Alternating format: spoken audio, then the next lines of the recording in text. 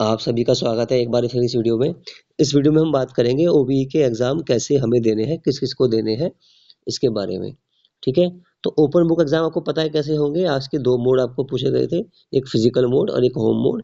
Physical mode का मतलब जो बच्चे चाहते हैं कि हम कॉलेज जाएँ, वहाँ पे एग्ज़ाम दें और उसको सॉल्व करके अपलोड करें इंटरनेट से यूजिंग कंप्यूटर, वो उनके लिए फिज़िकल मोड थी।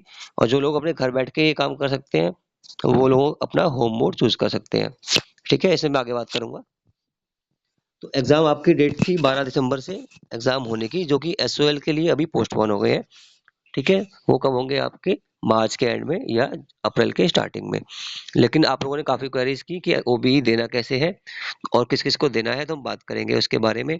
ये एग्ज़ाम उन सभी के लिए है जो अभी आपके थर्ड सेमेस्टर में या फिफ्थ सेमेस्टर में स्टडी कर रहे हैं, या फिर जिनकी थर्ड सेमेस्टर में और फिफ्थ सेमेस्टर में बैक आई हुई है, या फिर वो लोग जो इम्प्रूवमेंट देके अपने मार्क्स को बढ़ाना चाहते हैं, वो पास आउट है और अपने मार्क्स को इम्प्रूवमेंट देके बढ़ाना चाहते हैं, या फिर अभी भी पढ़ रहे हैं लेकिन फिर भी वो पहले फर्स्ट थर्ड सेमेस्टर की इम्प्रूवमेंट देके अपने मार्क्स को बढ़ाना चाहते हैं। उन सभी लोगों के लिए ओबीई एग्जाम होगा। और अब उसमें क्या करना है आगे देखते हैं। ये देखिए आपको सामने लिखा हुआ है, the ex student shall follow the respective date sheet of their year examination. जो एक्स स्टूडेंट्स हैं वो क्या करेंगे, जिस ईयर में वो फेल हुए हैं, जिस सेमेस्टर में वो फेल हुए हैं और जिस सब्जेक्ट में वो फेल हुए हैं, उस डेट पे वो एग्जाम देंगे। ठीक है, फाइनल ईयर स्टूडेंट्स जो कि जिनकी ईआर आई हुई थी, जो अभी फाइनल ईयर में है और उनकी ईआर है, तो जिस सब्जेक्ट में उनकी ईआर है उस सब्जेक्ट की डेट के अगेंस्ट उस ईयर की डेट पेपर के वो अपीयर करेंगे। ठीक है, second year students who have been awarded er, जो बच्चे सेकेंड ईयर में पढ़ रहे हैं उनकी ईआर आई हुई है, तो जिस सब्जेक्ट में उनके थर्ड सेमेस्टर वाले में ईआर आई है उसको वो यहाँ पर उसी डेट पर दे सकते हैं। ठीक है, and students who have pass in the final year, जो फाइनल ईयर में पास हो चुके हैं, उनको इम्प्रूवमेंट देनी है, तो वो भी इन एग्जाम को दे सकते हैं, जो डेट है उस गिवन डेट के अकॉर्डिंग, जो मैंने आपको पहले बताया था। Students who are in the final year can appear for improvement of their first and third semester, है ना, जो फाइनल ईयर में है वो फर्स्ट की और थर्ड सेमेस्टर की इंप्रूवमेंट दे सकते हैं डेट के अकॉर्डिंग। उसके बाद नेक्स्ट बात, all student must ensure that examination form have been fulfilled. आप लोगों ने एग्जाम फॉर्म भर दिए होने चाहिए तभी आप एग्जाम दे पाएंगे, वरना आप एग्जाम नहीं दे पाएंगे। ठीक है, तो एग्जाम फॉर्म नहीं भरे थे तो वो भरना कंपलसरी है आपके लिए। उसके बाद जो एडमिट कार्ड है वो आपको मिलेगा वेबसाइट पे दिल्ली यूनिवर्सिटी की, और साथ में एसओएल की। ठीक है, जब आपके एग्जाम होंगे एसओएल के तो आपका एडमिट कार्ड आपका आ जाएगा। उसके बाद they are advise to keep the information with the faculty website या डिपार्टमेंट वेबसाइट। आप लोग डीयू की वेबसाइट चेक करते रहें, जो भी प्रॉब्लम आएगी, कोई इन्फॉर्मेशन आएगी आपको वहां मिलेगी। ठीक है, for disseminating important information students और कॉलेज में यूज द ऑफिशियल आईडी। जो भी इंफॉर्मेशन आपको मिलेगी वो ऑफिशियल आईडी से या ऑफिशियल मैसेज से या वेबसाइट से मिलेगी, उसके अलावा किसी भी इंफॉर्मेशन पे आपको यकीन नहीं करना। अगर किसी को कोई प्रॉब्लम आती है तो उसके लिए जो आपकी यूनिवर्सिटी है, डिपार्टमेंट है, वो नोडल ऑफिसर को अपॉइंट करेंगे, जो कि आपको गिवन होगा। वो आपकी हेल्प करेगा आपकी क्वेरीज को सॉल्व करने के लिए। ये बोल रहा है यहाँ पर। ठीक है, अब क्या बोल रहे हैं ये आपसे कि द फैकल्टी और department will inform you in advance about the email ID from which the paper will be sailed.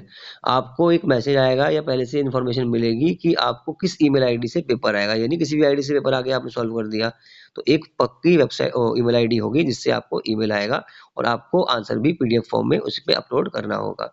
ठीक है, अब आते हैं मेन बात पे कि कैसे आंसर को अपलोड करना है। सबसे इंपॉर्टेंट बात यह है कि हमें कैसे ओबीई एग्जाम को सबमिट करना है, कैसे आंसर को अपलोड करना है। तो पहली बात, they have the question paper have to be answered in A4 sheet. सबसे पहले आपको A4 पेपर के ऊपर आंसर लिखना है, तो आपके पास A4 शीट होनी चाहिए and they should be serially numbered, number 1, number 2, number 3, ये आपको लिखना है टॉप पेज पे। ठीक है, क्या करना है, पहले आपको A4 साइज की शीट लेनी है और साथ में उसके ऊपर नंबर डालने हैं 1 2 3 4 5 6, और उसी ऑर्डर में वो अपलोड होंगी। ठीक है, जो पहला पेज होगा आपके A4 साइज का, उस पे क्या लिखना है आपको देख लो। Number 1, date and time of examination. Date और टाइम आपको लिखना है, एग्जाम जिस दिन होगा। उसके बाद आपका रोल नंबर, ठीक है, उसके बाद आपका रोल नंबर, फिर आपका प्रोग्राम जैसा कि बीकॉम, एमकॉम या BCom first year, BCom second year, लिखा है सेमेस्टर यानी first semester, third semester, second semester, जो भी आपका है। यूनिक पेपर कोड, ये पेपर के ऊपर लिखा हुआ जो आपको ईमेल आईडी से मिलेगा। टाइटल ऑफ द पेपर आपको पता होना चाहिए, वरना ये भी पेपर पे लिखा हुआ होता है। वैसे आपको ऑलरेडी आइडिया हो कौन सा पेपर है आपका। Name of the faculty department, ये आपको मेंशन करना है, कॉमर्स से है या किससे है। उसके बाद अपनी ईमेल आईडी, जो सबसे इंपॉर्टेंट बात है, वो आपकी ईमेल आईडी यहाँ पर होनी चाहिए, जिसके बाद उसको वो ऑथेंटिक माना जाएगा। और लास्ट में आपका मोबाइल नंबर भी होना चाहिए, उसके बिना कोई बात नहीं बनने वाली। दोबारा सुन लें एक बार काम की बात। आपके पास A4 साइज की सीटें होंगी बहुत सारी, उस पे आप नंबर लिखोगे 1 2 3 4 5 6 7 8 9 10। उसके बाद आपको पहले पेज पे डेट लिखनी है, टाइम लिखना है, एग्जाम का रोल नंबर लिखना है, अपने कोर्स का नाम लिखना है, सेमेस्टर लिखना है, पेपर का कोड जो लिखा हुआ पेपर के ऊपर वो लिखना है, और साथ में पेपर का टाइटल वो भी पेपर के ऊपर लिखा हुआ होगा, वो आपको लिखना है। अपना डिपार्टमेंट, फैकल्टी का नाम लिखना है, अपनी आईडी और अपना फोन नंबर भी लिखना है। ये सब पहले पेज पे आएगा, ये ध्यान रखेंगे। अब बात करते हैं कितनी देर का एग्जाम होगा आपका। जो आपको एग्जाम का टाइम मिलेगा वो मिलेगा 4 आवर्स का।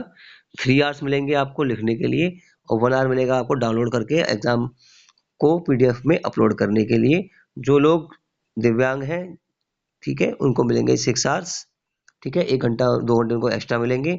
और किसी कारण से कोई प्रॉब्लम किसी को आ रही है तो आपको उसका प्रूफ देना पड़ेगा, और आपको उसके बाद 1 घंटा एक्स्ट्रा अलाउ कर दिया जा सकता है कमेटी के ऊपर।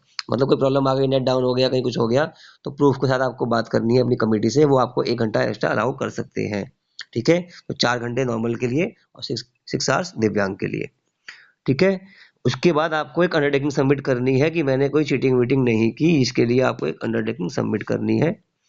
ठीक है, और उसके बाद जो से भी उन्होंने फॉर्म लिखी थी, जो आपको मैंने बताई थी अभी, जिस फॉर्म को सिलेक्ट करेंगे यानी कि फिजिकल या होम, उसी में वो एग्जाम देंगे।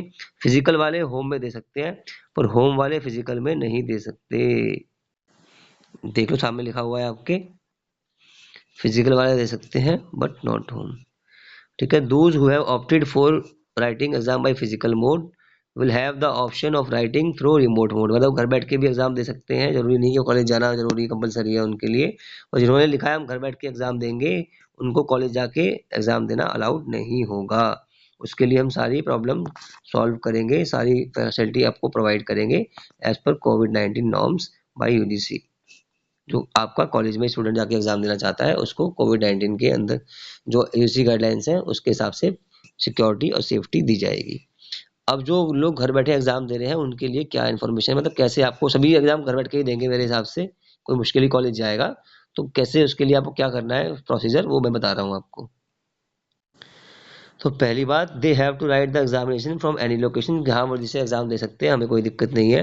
वो लैपटॉप का, डेस्कटॉप का या मोबाइल का यूज करके एग्जाम दे सकते हैं। ठीक है, उसके बाद they have to scan the answer sheet, consolidated answer sheet and send the PDF file. यानी कि आपने एक क्वेश्चन भेज के पीडीएफ बना दी उसकी, नहीं, सारे क्वेश्चन एक ही पीडीएफ में बना के आपको ईमेल से अपलोड करने हैं।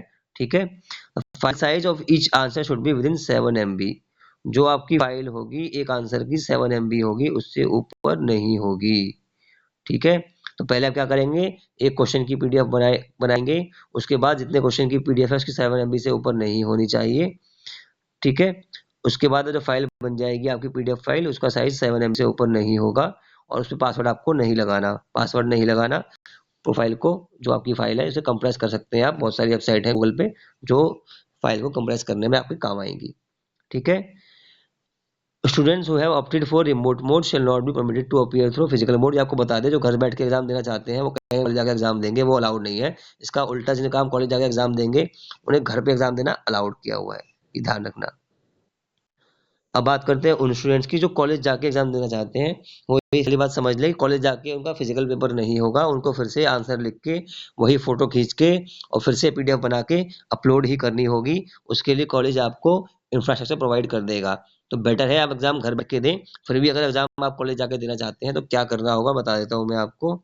दे have to write the examination at the faculty department. आप वहाँ जाके बैठेंगे अपनी सीट के प्लान के अकॉर्डिंग और आपको एग्जाम देना पड़ेगा। आपको इंटरनेट फैसिलिटी प्रोवाइड की जाएगी और आप उसको पीडीएफ बना के अपलोड कर देंगे। आपको A4 साइज की शीट खुद लेके घर से जानी पड़ेगी। और लास्ट में क्या है कि who have opted from physical mode, उनके पास चॉइस है कि घर से भी एग्जाम दे दे। तो भाई क्यों जाना है जब सब काम खुद ही करने हैं वहाँ पे, तो फिर क्यों जाना है एग्जाम देने। तो घर बैठ के एग्जाम दो आराम से। लास्ट की दो बातें कि इसके बारे में कोई भी आपको इन्फॉर्मेशन मिलेगी तो वेबसाइट से मिलेगी, DU की du.ac.in पे। इसके अलावा कहीं से भी आपको कोई इन्फॉर्मेशन मिलती है उस पर बिलीव मत करना, मेरे ऊपर भी नहीं। और लास्ट बात, these are valid for third and fifth semester. जो बच्चे भी थर्ड सेमेस्टर में हैं या फिफ्थ सेमेस्टर में हैं एग्जाम दे रहे हैं, या जिनकी ER आई हुई है किसके अंदर, फर्स्ट और थर्ड सेमेस्टर के अंदर, है ना।